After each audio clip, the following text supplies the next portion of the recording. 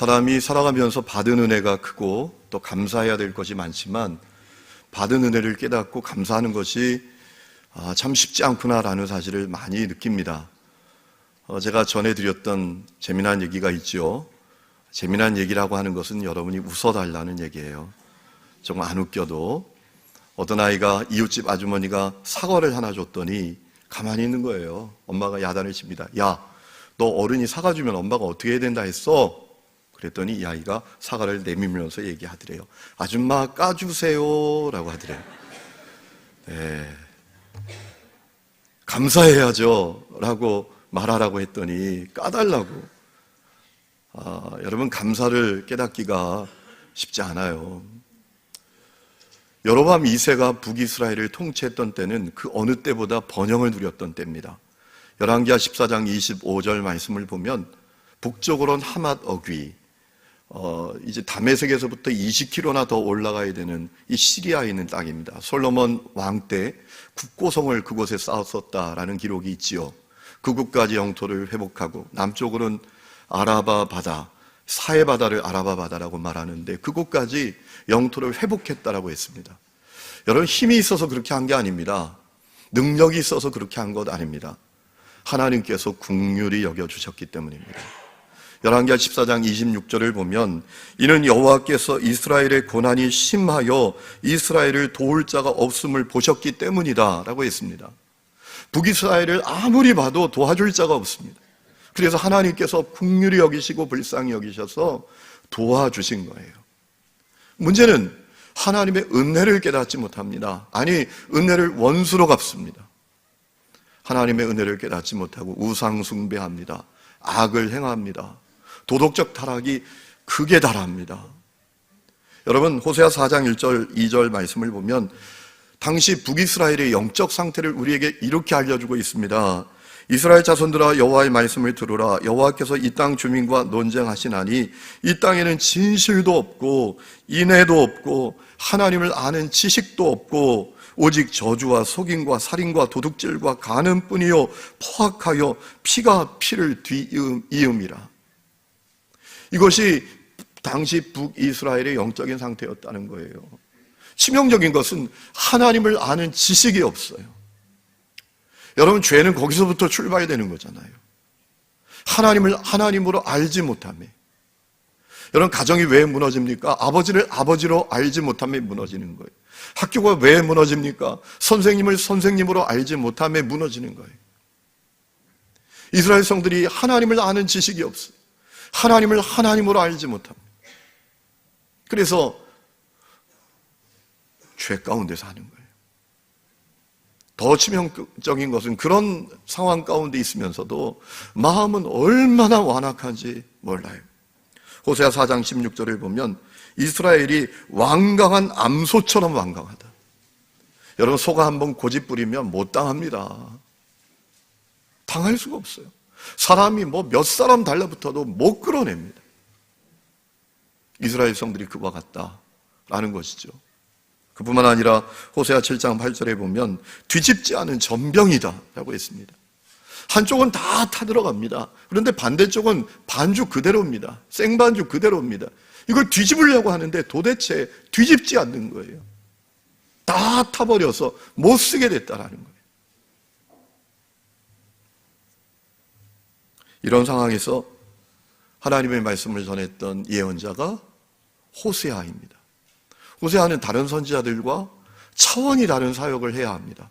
다른 사람들은 그저 말로 하나님의 뜻을 전하는데 호세아는 자기 삶으로 하나님의 뜻을 전해야 합니다. 그것도 가장 소중한 결혼과 가장 행복해야 될 결혼 생활을 통해서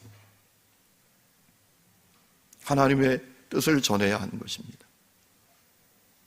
여러분, 오늘 우리가 읽은 1장 2절 말씀을 보니까 하나님께서 호세아에게 뭐라고 말씀하셨죠? 너는 가서 음란한 여자를 맞이하여 음란한 자식들을 낳으라. 여러분, 이 말씀 들을 때 호세아의 마음이 어땠을까요? 아니, 세상에 누가 창녀 같은 여자와 결혼하기를 원합니까? 세상에서 가장 아름답고 천사 같고 눈에 넣어도 아프지 않을 것 같은 소중한 여자와 결혼하기를 원하죠. 누가 음녀 같은 여자와 결혼하기를 원하겠어요? 지난 주간에 목회자들 기도 모임이 있었습니다. 그 기도 모임에 유기성 목사님하고 그 사모님도 오셨는데 사모님이 간증을 하시는데 그런 얘기를 하시는 거예요. 자기 집안은 다 목사 집안이래요. 자기 아버지도 목사, 작은 아버지도 목사, 뭐 삼촌도 목사, 다 목사래요. 어릴 때 자기 아버지가 목사님이시니까 집안에 말씀을 적어서 벽에 붙여놨대요. 그 말씀이 어떤 말씀이었는가 하면 진리를 알지니 진리가 너희를 자유케 하리라. 자기는 어릴 때 그 말씀의 의미가 어떤 것인지도 생각지 않고 그런 마음만 갖고 있었대요. 나는 절대로 목사와 결혼하지 않으리라. 나는 절대로 목사와 결혼해서 매어 살지 않으리라. 나는 자유하게 살리라. 나는 절대로 목사와 결혼해서 억눌려 살고 매어 살지 않으리라. 나는 자유하리라. 그랬는데 목사와 결혼을 해서 살고 있다. 결론은 행복하다라는 얘기를 하는 가운데 그 얘기를 하시더라고요. 여러분 다 행복한 결혼을 꿈꿉니다. 다 황홀한 가정생활을 꿈꿉니다. 적어도 결혼할 때는 말이죠. 그런데 이 호세아는 음란한 여인과 결혼하라는 말씀을 받아요.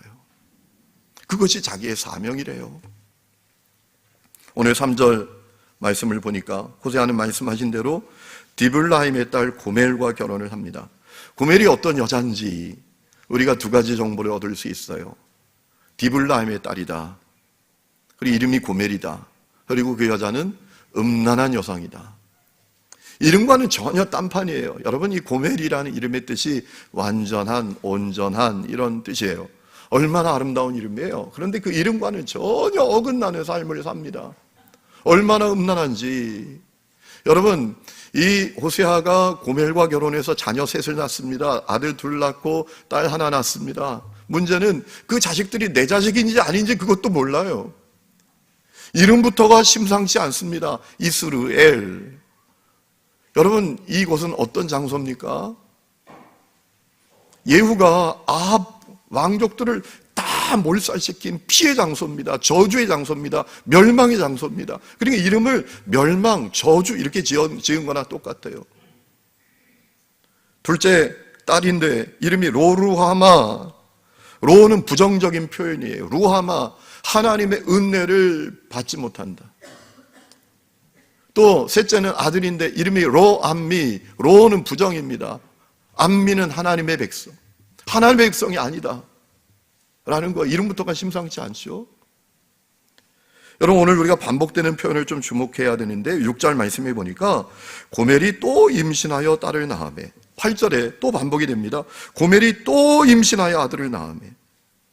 뭔가 축복하는 표현이 아니라는 느낌이 들지 않으세요?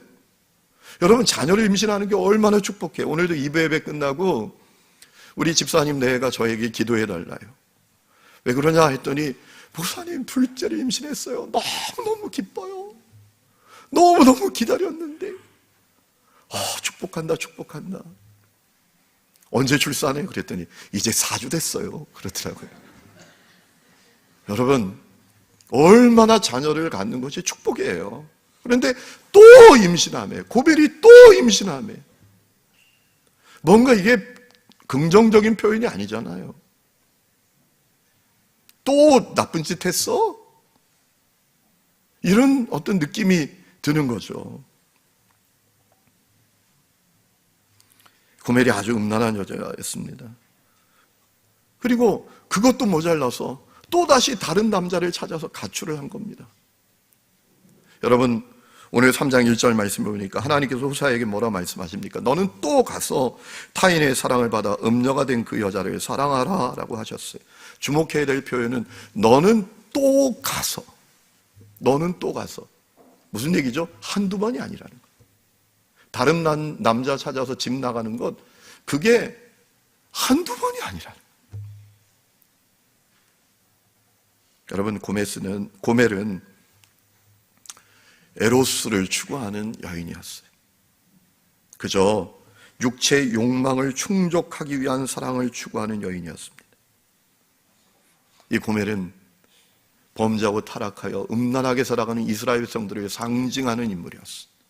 이 고멜은 하나님을 떠나서 죄와 저주 가운데 음란하게 살아가는, 그저 짜릿한 육체의 욕망을 위해서 살아가는 인간을 상징하는 인물이었어요. 여러분,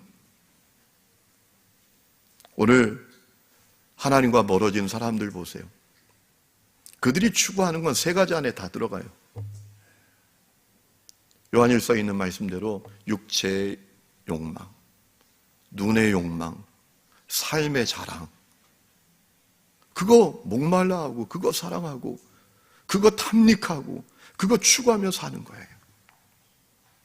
우리 교회 안에서도 때로는 순모임에 그것 때문에 가기 싫을 때가 있잖아요. 저는 우리 하느님 교회 순들이 건강한 순들이 될 수 있기를 축원합니다. 아니, 순이라고 모여서 맨날 자식 자랑하고, 집산 자랑하고, 주식 오른 자랑하고, 차산 자랑하고, 아이들 잘된 자랑하고, 신경이 나서 가기 싫다는 거. 오늘 세상 사람들이 추구하는 건 육체의 정욕, 안목의 정욕, 삶의 자랑, 그게 전부예요. 하나님께서 호세아를 통해서 말씀하고 싶으셨던 거예요. 그저 육체의 욕망을 추구하는 에로스적 사랑에 빠져있는 모든 사람들이 하나님께 돌아오기를 원하셨던 거예요. 왜 그런가 하면 그 끝이 비참해요. 그 끝이 비극이에요. 소극적으로는 허무함이고 공허함이에요. 여러분, 호세아도 그것을 증언했던 적이 있습니다. 호세아 4장 10절에 보면 이렇게 증언했습니다. 그들이 먹어도 배부르지 아니하며 음행하여도 수요가 늘지 못하니 이는 여호와를 버리고 따르지 아니하였습니다. 여러분, 그것이 결말이라는 거예요. 하나님께 돌아오지 않은 사람, 하나님 안에 머물러 있지 않은 사람, 그 끝이 공허함이에요. 고독함이에요. 허무함이에요. 만족함이 없어요. 마음에 뭘 가져도 늘 허전해요. 채워지지 않는 이 마음을 어떻게 할까? 그래서 지난번에 말씀드린 대로 저 강남에 있는 호텔, 그 지하실에 있는 클럽, 버닝머라고 거기서 물뽕 맞고 밤새도록 흔들어대는 거 아니에요? 적극적으로 멸망과 심판이죠. 이 고멜이 낳은 자녀들의 이름이 범죄하고 타락한 인간의 운명을 대변하고 있습니다. 여러분, 하나님 떠나서 죄 가운데 살면 로루하마입니다. 하나님의 은혜를 받을 수가 없어요. 하나님의 은혜에서 멀어진 자입니다. 하나님의 은혜가 끝난 자가 됩니다.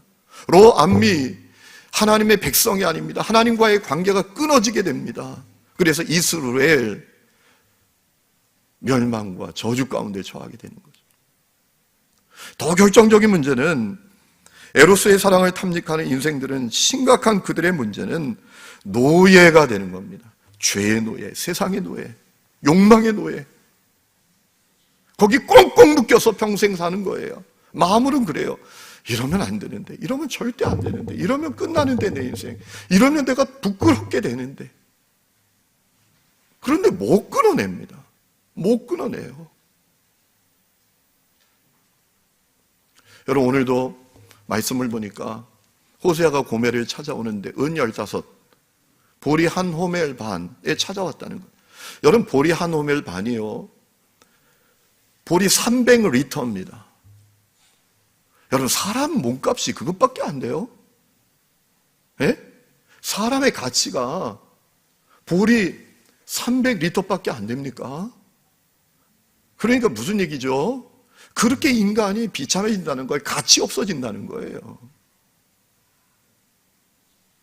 노예가 되면 말이죠. 호세아는 자기의 삶으로 돌아오라는 하나님의 말씀을, 뜻을 전해야 했습니다. 여러분, 사실 호세아는 집 나간 고멜과 헤어질 수 있었어요. 그녀를 버려도 누가 말 못합니다. 율법에 의하면 버려도 됩니다. 그런데 호세아에게 주어진 옵션은 딱 한 가지입니다. 고멜을 끝까지 사랑하는 겁니다. 포기하지 않는 겁니다. 끝까지 그녀를 추적하여 그녀와 함께하는 거예요. 기가 막힌 일이죠. 그런데 호세아는 순종합니다. 여러분, 오늘 우리가 읽은 호세아 3장 2절 말씀 보면 너는 또 가서 타인의 사랑을 받아 음녀가 된 그 여자를 사랑하라 하시기로 내가 은 15개와 보리 한 호멜 반으로 나를 위하여 그를 사고 그에게 이르기를 너는 많은 날 동안 나와 함께 지내고 음행하지 말며 다른 남자를 따르지 말라 나도 내게 그리하리라 하였노라 라고 했다는 거예요. 여러분, 호세아는 순종했어요. 왜? 그것이 하나님의 마음의 뜻이에요. 호세아는 하나님을 대변하는 인물이에요. 범죄하고 타락한 인간을 끝까지 사랑하시고 포기하지 아니하시되 아가페의 사랑으로 사랑하시는 그 하나님을 대변하는 인물이 호세아예요. 여러분, 아가페의 사랑은 어떤 사랑입니까? 그럼에도 불구하고 사랑이에요. 그럼에도 불구하고 고멜이 딴 남자와 못된 짓을 하고 사생활을 나와도 사랑하는 사랑이, 그럼에도 불구하고 그 사랑이 아가페의 사랑이에요. 값을 치르는 사랑이에요. 희생을 치르는 사랑이에요. 여러분, 하나님께서 우리에게 아가페의 사랑을 보여주셨잖아요. 이 십자가입니다. 십자가. 우리가 하나님을 떠나서 죄와 저주 가운데 살아갈 때 독생자를 이 땅에 내시고 십자가에 매달린 대속제물이 되게 하셨어.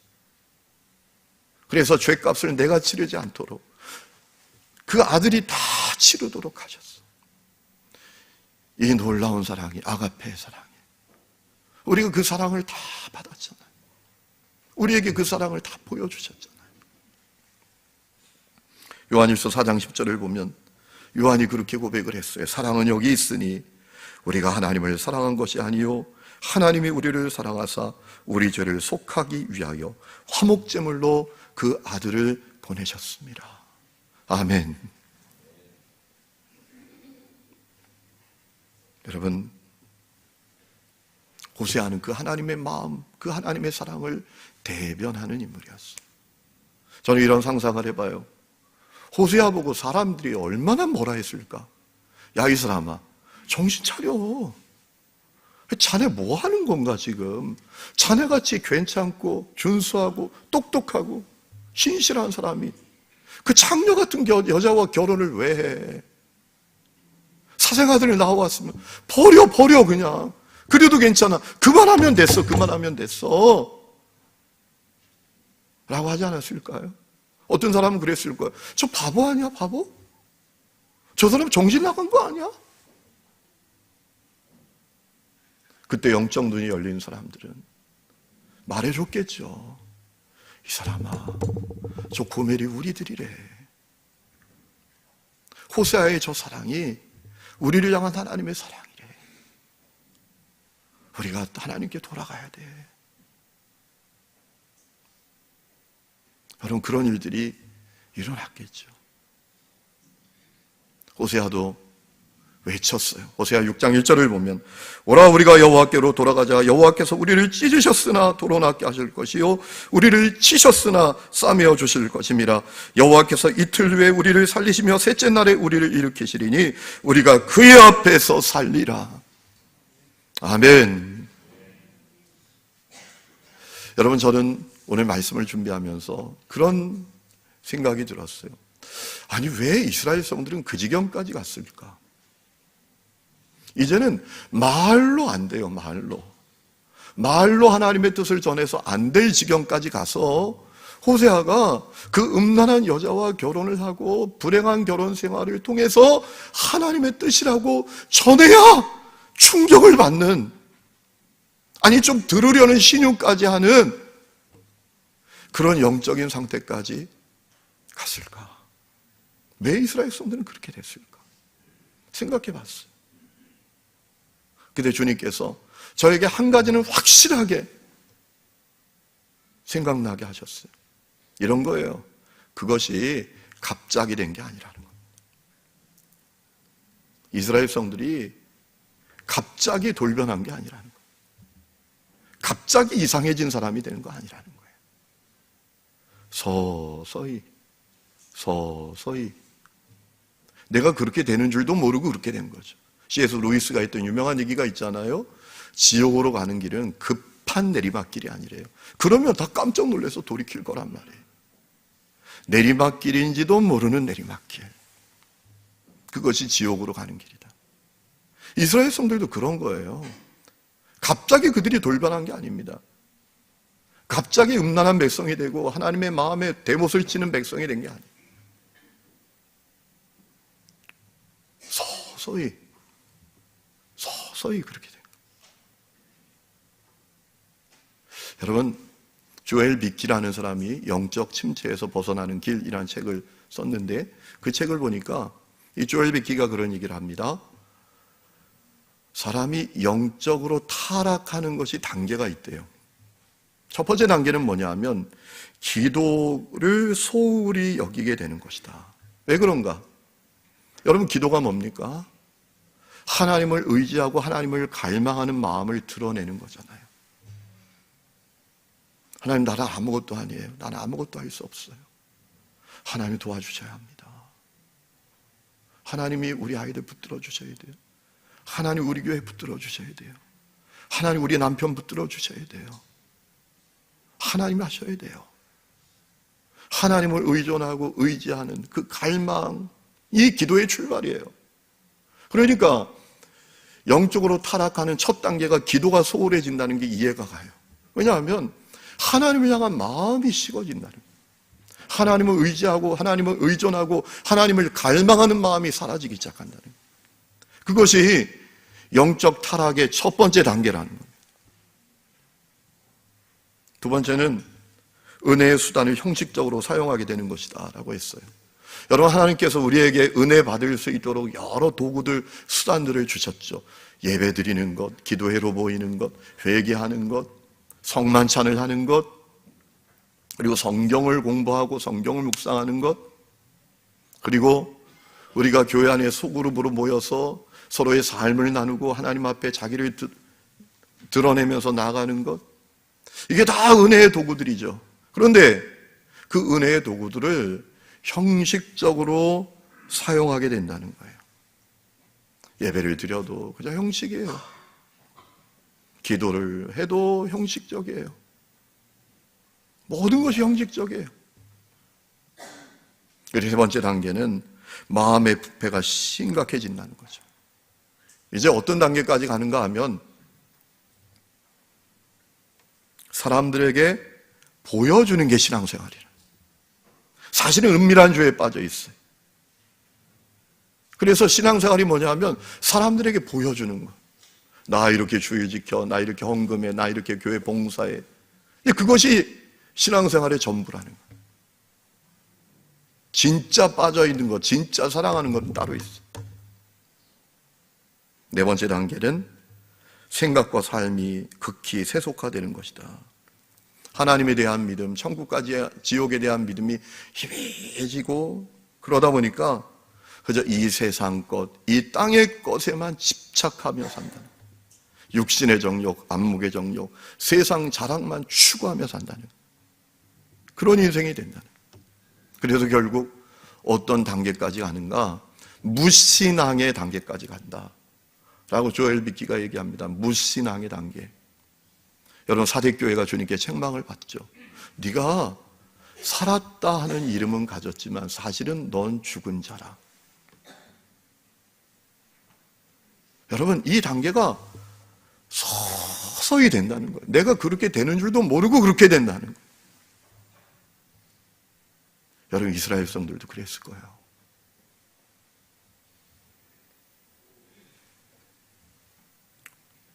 중요한 것은 그럼 어떻게 우리는 그렇게 되지 않을 수 있을까?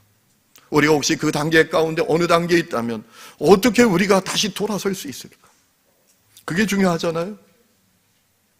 여러분, 중요한 방법이 있습니다. 다시 주님을 바라보는 거예요. 다시 주님을 바라보고 주님과 친밀한 동행을 누리고 주님과 친밀한 영적 연합을 이루는 거예요.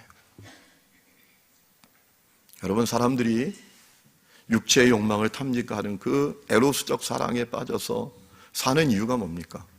진짜 사랑으로부터 오는 행복, 기쁨, 만족을 모르니까요. 그런 거예요. 이번에 이제 목사님들 모여서 기도해야 하는데 다 부부가 오셨거든요. 그랬더니 이제 사모님들이 간증을 하고 이제 사모님들이 회개하는 시간이 있는데요. 어떤 사모님이 그렇게 얘기하시는 거예요. 내가 너무 우리 목사님한테 못되게 굴었다라는 거예요. 여러분, 같은 말을 해도 기분 좋게 들리도록 하는 말이 할 때가 있고 똑같은 말을 해도 기분부터 상하게 만들 때가 있잖아요. 자기가 그런 사람이었다라는 거죠. 그리고 가만히 생각해 봤더니 술집 여자들은 얼마나 기분을 좋게 해주는지 모릅니다. 자기가 회개했대요. 여러분, 진짜 사랑으로부터 오는 행복을 알지 못하면 이게 이제 빗나가기 시작하는 거죠. 2년 전에 알파고하고 이세돌 바둑 그 구단하고 대결을 벌였잖아요. 누가 이겼어요? 알파고가 이겼어요. 컴퓨터가 이겼어요. 여러분, 그때 누가 제일 충격을 받았을까요?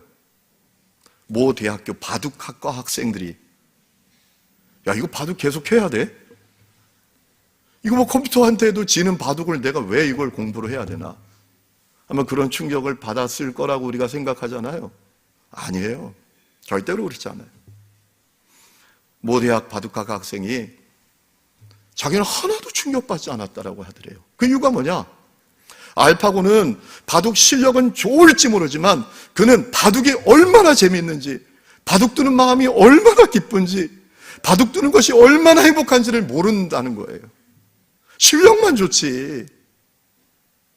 자기는 바둑 두는 게 너무 기쁘고 너무 행복하고 너무 좋다. 그래서 저도 상관없다는 거예요. 저도. 여러분, 요한계시록 3장 20절 보면 주님께서 말씀하셨어요. 볼지어다 내가 문 밖에 서서 두드리노니 누구든지 내 음성 듣고 문을 열면 내가 그에게로 들어가 그와 더불어 먹고 그는 나와 더불어 먹으리라. 여러분, 충격적인 것은 이 말씀이 불신자들에게 주신 말씀이 아니에요. 전도를 위해서 주신 말씀이 아니에요. 이 말씀은 교회 안에 있는 사람들, 라오디게아 교회 성도들, 교인들에게 주신 말씀이에요. 그러니까 우리가 두 가지 생각할 수 있어요. 라오디게아 교회 안에 교회는 다니지만 십자가 복음은 만나지 못한 사람들이 있었구나. 두 번째는 십자가 복음을 알기는 하지만 예수님과 친밀한 동행하고 영적인 연합을 이루어서 그분이 주시는 기쁨, 행복, 만족이 얼마나 놀라운지 알지 못하는 사람들이 있었구나 라고 생각해 볼 수 있는 거죠. 여러분, 주님은 우리가 주님과 동행하기를 원하세요. 주님과 친밀한 관계를 누리기를 원하세요. 주님과 친밀한 영적인 연합을 누리면서 행복한 삶을 살기를 원하세요. 주님이 주시는 진짜 사랑과 행복을 알기를 원하고 계세요. 근데 중요한 것은 우리가 주님을 찾지 않아요. 그 주님을 구하지 않아요. 그게 우리의 문제예요. 여러분, 마태복음 18장 20절에 예수님께서 그런 말씀하셨거든요. 두세 사람이 내 이름으로 모인 곳에는 나도 그들 중에 있느니라. 우리가 이렇게 모여서 예배 드릴 때 분명히 주님이 우리와 함께 하신다라고 하셨어요. 그런데 문제는 우리는 예배를 드리면서도 주님을 안 찾아요. 주님을 안 구해요. 우리는 뭘 찾고 뭘 구하는가 하면 설교자가 누구냐? 그 설교가 은혜롭냐? 나에게 은혜가 되냐? 찬양대는 잘하냐? 예배 환경은 어떠냐? 누가 왔냐?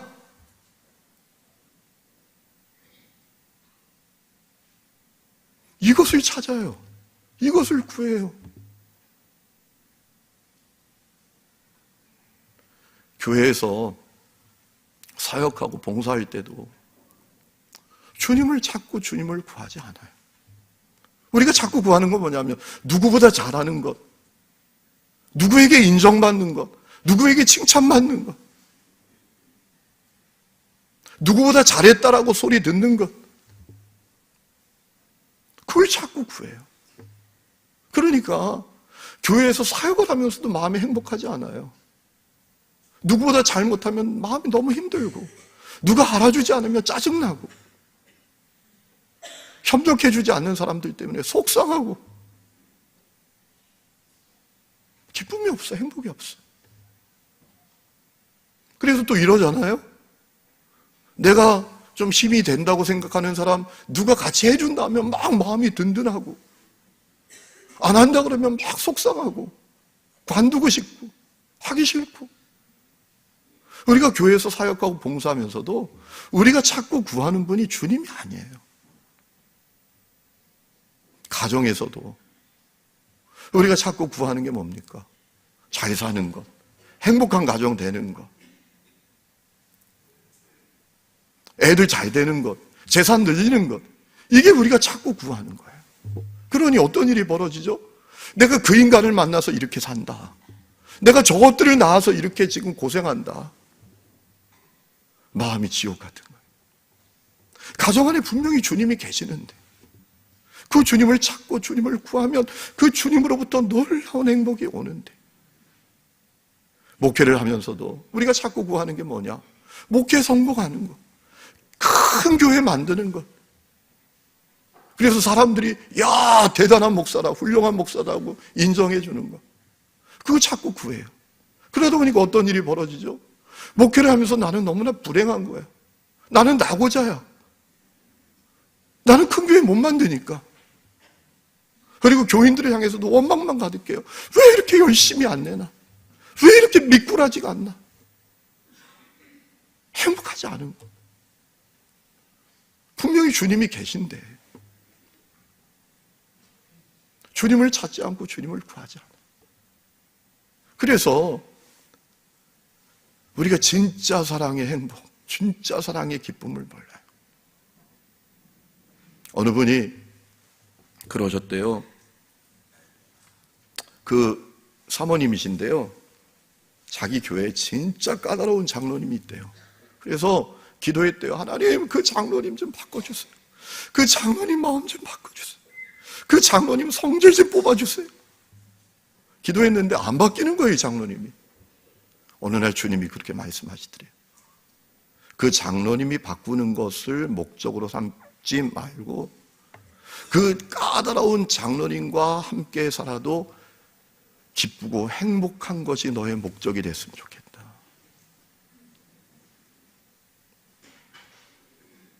여러분, 확 뚫리더래요.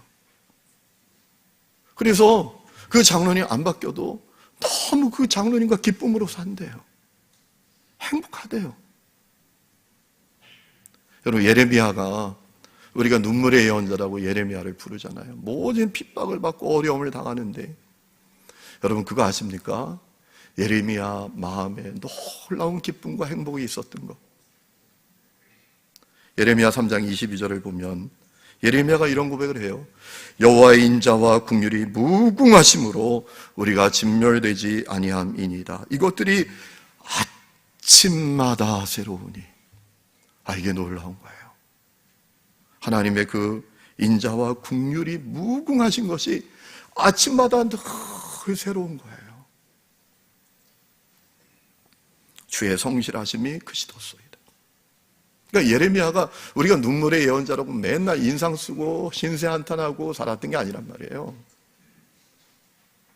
주님이 주시는 놀라운 기쁨과 행복과 만족이 그 속에 충만했다라는 거죠. 여러분, 그렇기 때문에 우리가 주님 다시 바라봐야 되고, 주님과 친밀한 동행을 하고 주님과 연합하는 그것에 우리가 관심을 가져야 돼요. 그것을 구해야 돼요. 여러분, 그래서 진짜 사랑으로부터 오는 행복과 감사와 만족을 하면 어떻게 됩니까? 하나님께 받은 그 아가페의 사랑을 살아내는 사람이 됩니다. 그 사랑을 자기 삶으로 전하는 사람이 됩니다. 여러분, 우리가 아는 닥터 호월 가문이 있습니다. 우리나라의 결핵 퇴치를 위해서 그 가문 전체의 인생을 드렸던 가문이에요. 이 닥터 호월이라는 선교사님이 1892년에 평양 지역 선교사로 파송을 받았어요. 여의사 셔우드 호월과 결혼해서 평양 가서 사역하는데 1894년에 청일 전쟁이 벌어졌어요. 그래서 엄청난 사상자가 발생했어요. 그러니 선교사들이 다 철수했어요. 여기선 우리도 죽게 생겼어. 그래서 선교사들이 다 철수하는데요, 이 호월 선교사님은 철수하지 않아요. 가족들만 서울로 내려보내고 자기 혼자 남아요. 그리고 자기 혼자 동분서주하면서 몰려드는 그 환자, 부상자들을 치료하는 거예요. 혼자 어떻게 감당해요? 접수도 받아야 돼요. 간호도 해야 돼요. 약도 줘야 돼요. 수술도 해야 돼요. 치료도 해요. 혼자 다 하는 거, 혼자. 그래서 결국 몸이 다 망가지고 약해져서 장티푸스에 걸려서 1894년 11월 24일 평양에서 주님의 부름을 받았어요. 여러분, 그분이 아가페의 사랑을 준 거잖아요. 나 주고 당신 사십시오. 나 주고 당신들 사십시오. 그 아가페의 사랑, 주님의 사랑을 자기 삶으로 준 거잖아요. 그래서 놀라운 사실은요, 평양에 놀라운 부흥이 일어났대요. 사람들에게 뭐 전도지 나눠줘서 사탕 발림해서 전도된 게 아닙니다. 아가페의 사랑을 경험한 거예요. 아가페의 사랑을 본 거예요. 그래서 평양에 놀라운 부흥이 일어났대요. 1995년 12월 25일에 고 장기려 박사님이 하나님의 부름을 받았어요. 그 다음날 12월 26일자 신문에 이런 기사가 실렸다는 거 아니에요. 인자는 섬김을 받으러 온 것이 아니라 섬기러 왔다는 성경의 말씀을 살아낸 인물이 우리 곁을 떠났다.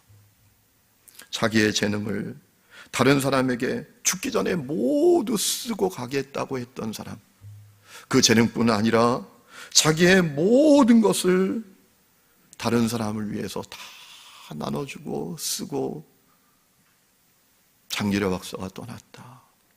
그러면서 세상이 아파했다는 겁니다. 세상이 함께 울었다는 겁니다. 그 아가페의 사랑 앞에서 감동을 한 것이죠. 사랑하는 성도 여러분, 주님께서 여러분을 아가페의 사랑으로 초대하고 계세요. 그저 육체의 그 욕망만을 탐닉하고 자리에 있는, 살아가는 그 자리에 있는 그런 분들이 여기 계십니까? 주님께서 여러분을 아가페의 사랑으로 초대하고 계십니다. 그 사랑을 알기를 원하십니다. 그 사랑 가운데 거하기를 원하고 계십니다. 저는 우리 하늘님교회 성도들이 에로스의 사랑에서 아가페의 사랑으로 다 나아가시기를 주의 이름으로 축원합니다.